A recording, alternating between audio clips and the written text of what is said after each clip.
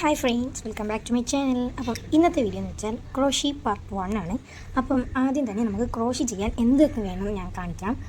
എൻ്റെ കയ്യിൽ ആദ്യം വേണ്ടതൊരു ഹുക്കാണ്. ഇതാണ് ഹുക്ക് എന്ന് വെച്ചാൽ ഈ ഒരു ടൂളാണ് ഹുക്ക്. എൻ്റെ കയ്യിലിരിക്കുന്നത് ഇപ്പോൾ ഒരു 3mm ആണ് എൻ്റെ ഹുക്ക്. 3mm ഹുക്കാണ്. നമുക്ക് മീഷോ, ഫ്ലിപ്കാർട്ട്, ആമസോൺ എല്ലാ ആപ്സിലും നമുക്ക് ഈ ക്രോഷിയുടെ ബിഗിനേഴ്സ് സെറ്റും അല്ലാത്ത ഈ സിംഗിളായിട്ടുള്ളതും എല്ലാം ഉണ്ട്. നിങ്ങൾക്ക് ചെയ്യാൻ ആഗ്രഹം ഉണ്ടെങ്കിൽ അതിനകത്ത് കയറി വാങ്ങിയാൽ മതി. അപ്പം ഇതാണ് നമ്മുടെ ഫസ്റ്റ് ടൂള്.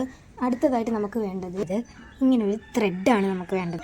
കടയിൽ ഇതിന് ഞാൻ ഇപ്പോൾ ബിഗിനേഴ്സൊക്കെ ചെയ്യുമ്പം ഒരു 20 രൂപയുടെ ത്രെഡ് കിട്ടും. കസ്റ്റമൈസ്ഡ് പ്രോഡക്റ്റ്സ് ഒക്കെ ചെയ്യുമ്പോൾ അതിന് അക്രിലിക് യാൺ, വെൽവെറ്റ് യാൺ അങ്ങനത്തെ പല യാണുകളുണ്ട്. അത് വാങ്ങണം. ഇപ്പം നമുക്ക് ബിഗിനേഴ്സിന് ചെയ്ത് പഠിക്കാൻ ഇത് തന്നെ മതി.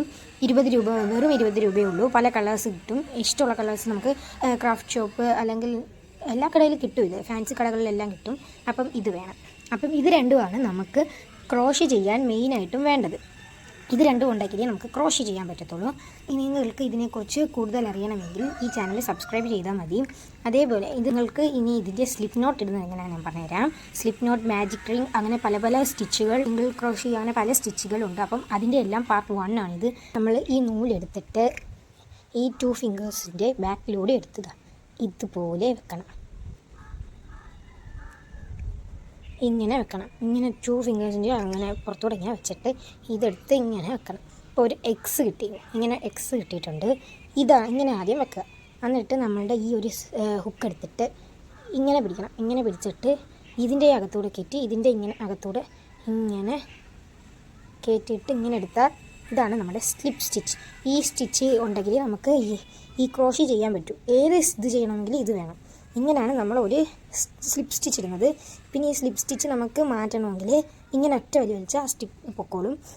അപ്പം ഇതാണ് നമ്മളുടെ ഫസ്റ്റ് മെയിനായിട്ടുള്ള ഫസ്റ്റ് ബേസ് വർക്കിംഗ് യാൺ. ഇതിനാണ് വർക്കിംഗ് യാൺ എന്ന് പറയുന്നത്.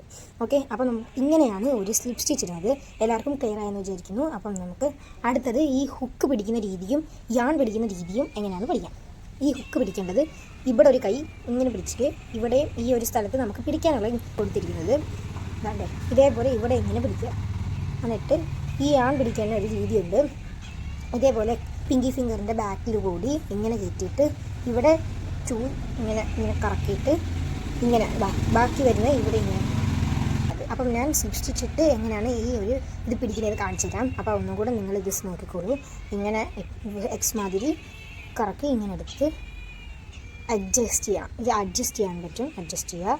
എന്നിട്ട് ഇതിൻ്റെ അകത്തൂടെ കയറ്റി ഇങ്ങനെ സ്റ്റിച്ചിട്ട് ഇങ്ങനെ പിടിച്ചിട്ടാണ് നമ്മൾ ഓരോ സ്റ്റിച്ചുകൾ ചെയ്യുന്നത്.